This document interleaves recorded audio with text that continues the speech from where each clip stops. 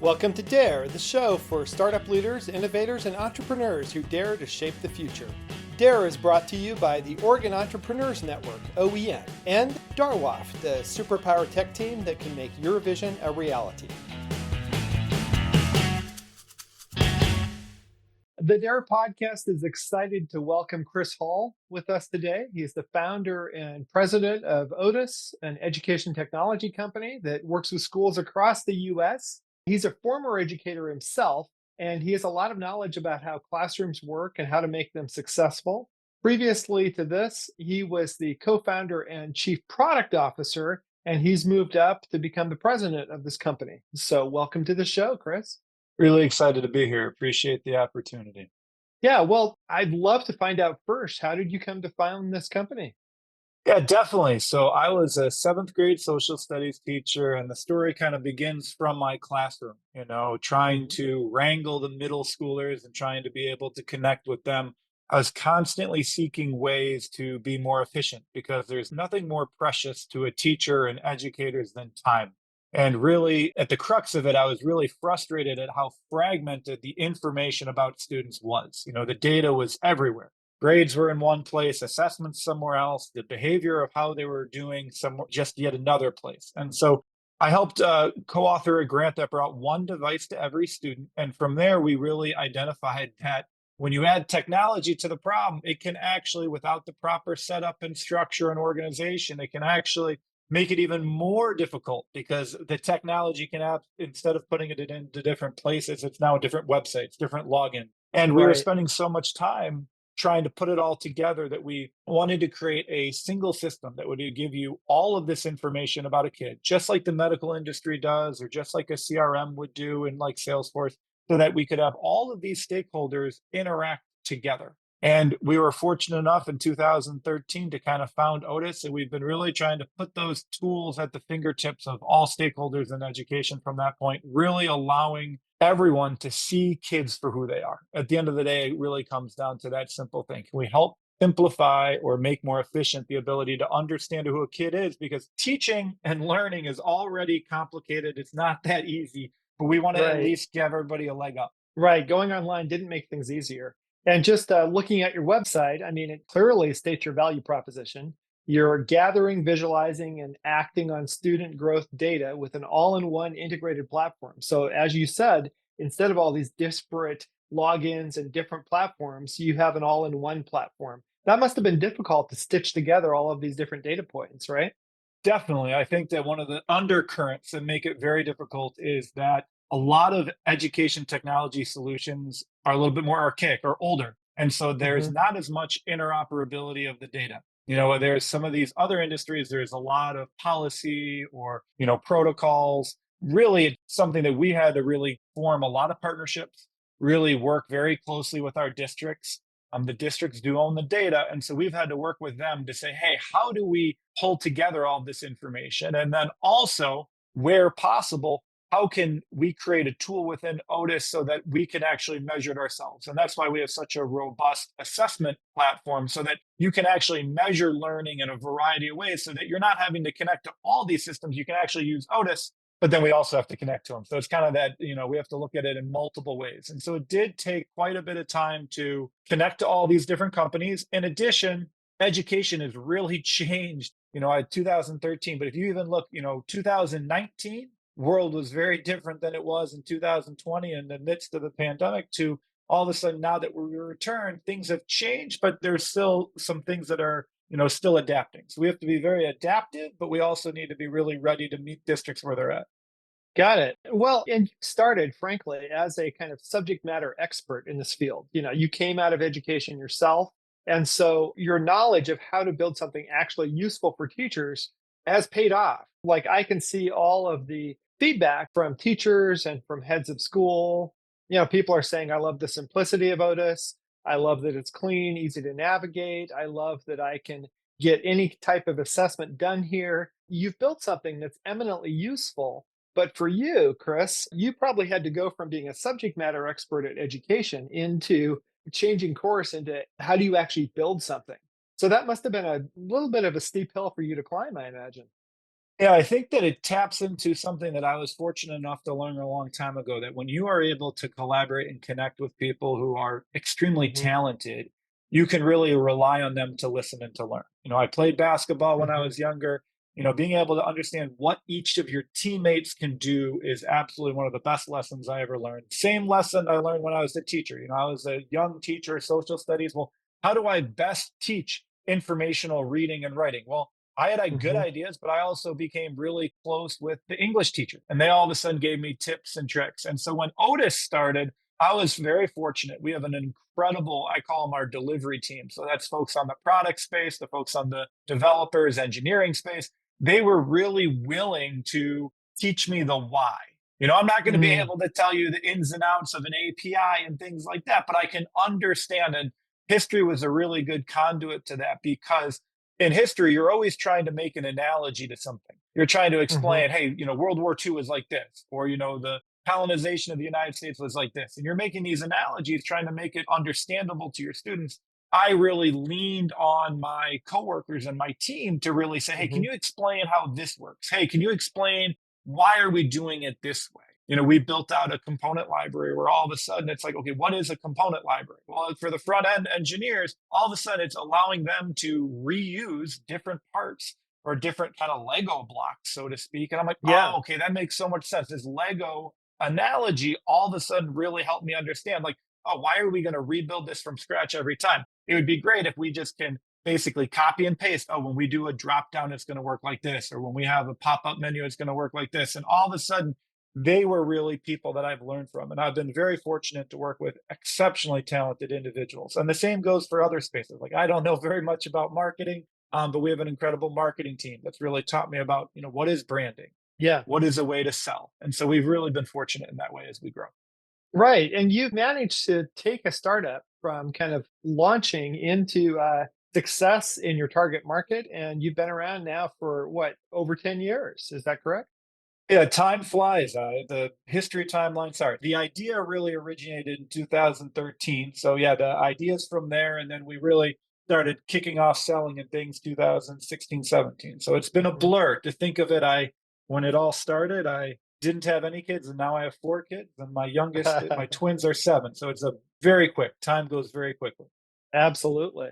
Well, how big is your team right now? And how big is your customer base, if I can ask, just in general terms? Yeah, general terms. We're about 60 employees, so we're really fortunate to Okay. grow. And again, that's growing from, I remember the days where it was just, we had a couple contractors and a couple people, to now we have like full teams where it's like a rowboat. It's all of a sudden each person has a job and a task, and you're not in a rowboat anymore. You're in actually some type of vessel that you actually have to coordinate. And in terms of our user base, yeah, we're in about 250 to 300 districts, and then that's about 700,000 students. And so it's really cool to be Wow. able to do that. So that's active students. And, we've been able to, we have the ability to historically roster. So we actually have, millions of student records that we're able to allow their district to really understand how are current kids doing, but also historically, how have kids been doing? Because it's really important to look at that longitudinal, or that progression, that learning progression, something we want to really be able to articulate and to visualize for our district.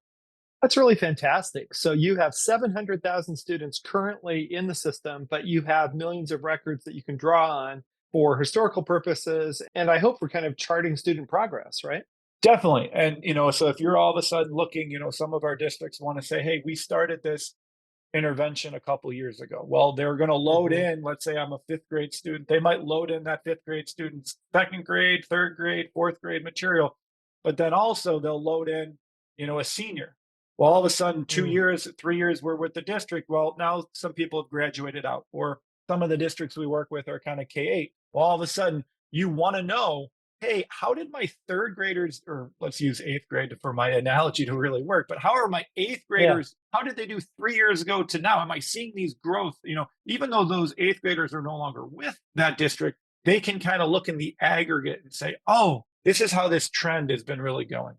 fantastic. So the company you've established has taken off. You have a great customer base. You have a solid team. What's next for you? Yeah, really, it's continuing to listen and learn from our district. So our company kind of Mhm. focuses on three things. We want to be able to grow our community, which is really about being able to get into new districts, new schools. We really want to focus on building our community, which is really strengthening the use of Otis, but also strengthening our understanding of what's needed. One of the new tools we're actually releasing and have released is, some AI tools, giving every teacher and educator an AI assistant. And so Mhm. that's something that Mhm. we've actually learned from. And that third bucket, just so I don't forget it, is understanding what our community needs. So if we are able to understand what our community needs, we can build a strong community and grow that community. And that's really our next step. We hope to be in, 200, we're right now about 250, 300. We hope to be able to almost double that, be in about, 500 districts, be in over 1 million students. We really see that growth there. And end goal, where we want to be, 4 or 5 years from now is we want to be helping 10 million students. That's kind of where we think we can get to if we continue our progress. It's always that hockey curve, but we're really seeing a lot of great growth and great prospects ahead. We really see the information we have about kids and all the tools. We're really being able to save educators time. And as that word spreads, as you've been able to articulate with all those testimonials, all those feedback, Yeah. we really see this growth only getting faster and faster for us. Well, so I'll kind of poke at your market a little bit. You've been successful because other people have not. You're taking market share from these disparate kind of spaghetti systems and you're stitching together a unified system. So, who are you taking market share from, if I can ask? And a lot of times we're taking it from a lot of single tooled solutions. So it's really a Mm. little bit difficult to Okay, so it's pinpoint, like well, we're five taking, tools, yeah, seven five tools to tools, one and you tools. have one. Yeah. Yeah. Or sometimes it's some of the old ways of doing it. So that's going from like, oh, we used to use, Google Sheets or spreadsheets or use Google Hmm. Docs and do it. And well, how are we going to streamline it? So really it's this idea of there's been a lot of consolidation in the education technology market. And so, we're really now a lot of things in one. We can do assessments, there's a data warehouse element of what we do, but then there's also this progress monitoring and MTSS piece of what we're able to do. And so, Hmm. because we have if you were to look at a Venn diagram, these all coming together, we can help a district not just replace one system, but replace two, three, or four. And all of a sudden, it's more cost efficient for that district. Our pricing is really simple. It's about $10 a kid. We want to keep that simplicity. And it allows us to really come in and really move that needle because it's going to put everything in one place and really drive that focus so that you're not worried about the technical adoption. You're really focused on what initiative are we supporting? Are we supporting common assessments? Are we supporting standards based grading? Are we supporting? There's a really big movement right now around PLCs, professional learning communities.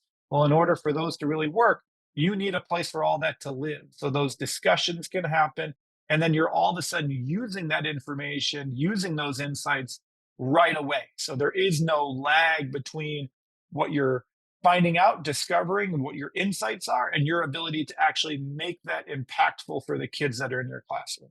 So I need to ask this one question that I think everybody asks, but in your circumstance, it's important. There's been a lot of hype around AI and around, AI in education, especially. And I have my own opinions about AI in education, but I'm curious because you're an expert in the field. Could you share where you're coming from on the topic? Definitely. So we see AI as a tool to further our mission from the beginning. And so I had Hmm. talked about earlier in our conversation this idea of we got to put all the information together. So there's this comprehensive profile. There are two other key characteristics of the community that we work with. One is that the data literacy of families, teachers, and administrators varies wildly. Some really understand data, some are going to struggle with it. Sometimes it's as kind of a scary thought for them. And in addition, the technology literacy, the ability to use technology, also is very wildly in this space. The ability to use multiple systems, to be able to build these things like drag and drop questions and all that can be intimidating for folks. So we have tried Hmm. to put everything in one place. And I know my answer is a little long winded. The history teacher had to come out, but the other two pieces is we need to make it easy to use and easy to understand, right? That data literacy, we got to make it really simple. That tech literacy, we got to make it really easy to use. We see Hmm. AI as furthering that ability. we can create a really simple visual of data saying, hey, these 10 kids are struggling, these 30 kids are not. We can group them, right? Horizontal bar chart, not to get, we have no visual on the podcast, but the idea is like, oh, okay, you can group kids and help them break them up. But what would be even better is if we use AI to be able to be your assistant. And the Hmm. easiest analogy I have for this is college professors are lucky enough sometimes to have 4 or 5 TAs, 2 or 3 TAs that all of a sudden are doing this work. And where we see AI coming into play is being that assistant for everybody involved. How nice would it be to Mm. be able to look at your grade book and say, hey, I can see the visual of who's struggling, but teaching is sometimes a very lonely profession. There's no one to bounce ideas Yeah. off of. It's really you. Well, if you can use natural language to confirm what you're seeing, to use natural language to understand what you should do, Hmm. you are basically having that assistant as your like person to bounce ideas off of, to brainstorm with. You're still the one in control. You're still the one Right. facilitating everything. But now you're not just on this island. You're able to say, hey, am I reading this chart right? That could be an embarrassing question to ask. Or, hey, I have these 2 charts. Like, hey, some of my kids are really doing amazing in their informational reading, but they're struggling with their grammar use. Like, is there a connection between the two? That could Hmm. take you some real hard time. But asking the question, all of a sudden you think, oh, these kids are having this connection where that's happening. We see that ability to provide those insights with natural language as a key starting point for AI. So AI is not replacing the teacher. AI is not replacing anything. It's really instead augmenting what a teacher needs to do.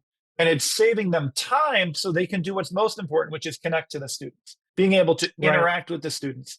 And so, in that time saving way, I think it's going to be truly amazing. I get a little nervous about AI when people go to replacement because Right. it should replace certain tasks, but it should not replace the real true role. The administrative tasks, great, offload that.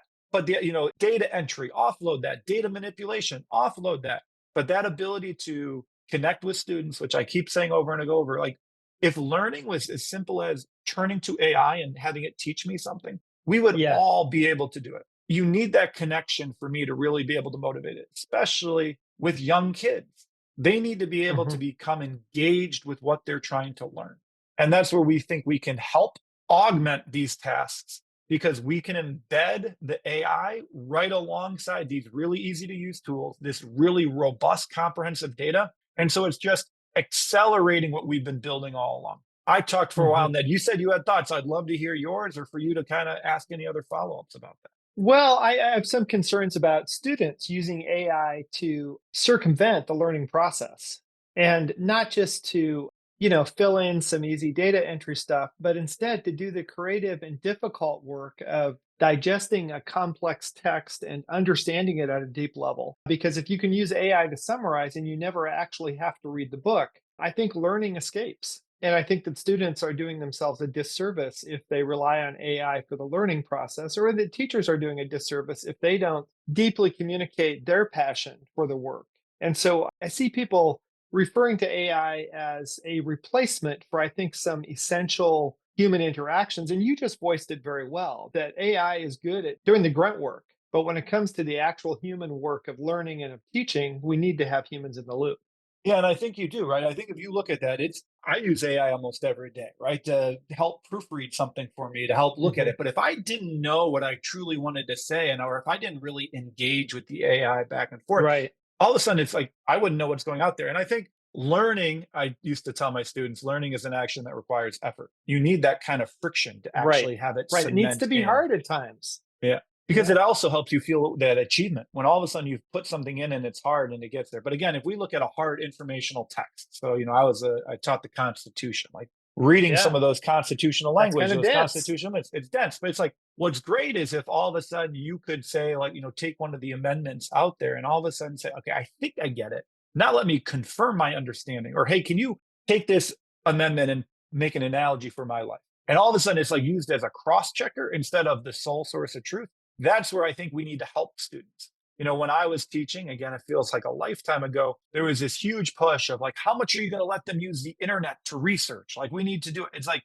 again, we need to make sure these tools are being used to supplement the process, but not replace it. And again, it was interesting. I was always curious to learn from you. I think you're hitting on a key point. It can't replace the learning, but in some ways it could. Hey, let's read this constitutional amendment, try Hmm. to go back and forth, have a good discussion. One of my things that was always interesting when I was in the classroom, there were times where we had iPads and then Chromebooks. Like there were times those were away because, Hmm.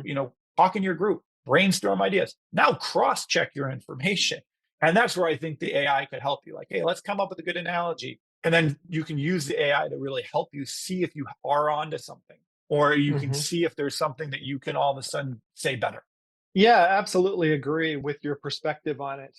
One of the things that I've seen is that people look to AI to automate the process of learning sometimes, and therefore they don't actually learn what's good or bad. They outsource that. And unless you have a sense, as you said, what you're trying to achieve or that taste for what you want the output to be, you don't have a way to distinguish between good and bad prose or between good and bad thinking. But anyway, that's more of a philosophical argument. I did want to turn our attention to one more thing about your startup, which is you've been around for the idea has been around for about 10 years. Do you have any advice or suggestions to companies that are just starting out? Any roadblocks that you could help us surmount by telling us they're there?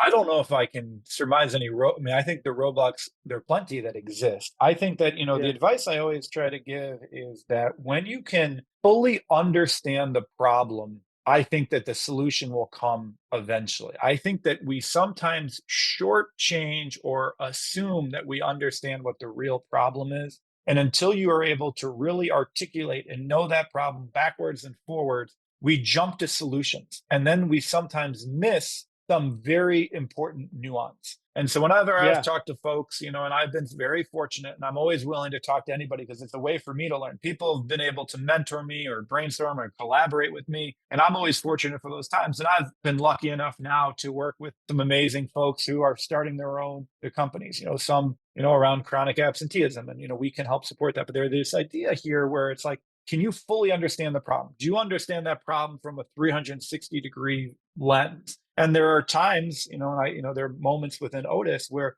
in singular opportunities, like there's a blind spot. And all of a sudden, that blind spot or that rabbit hole that you all of a sudden don't see how deep it's going to go down, it can all of a sudden cause some problems. Now, I say all that, and I know I'm on a podcast where we're talking about innovation. Now, you don't want to do a waterfall approach where all of a sudden you're building the perfect solution.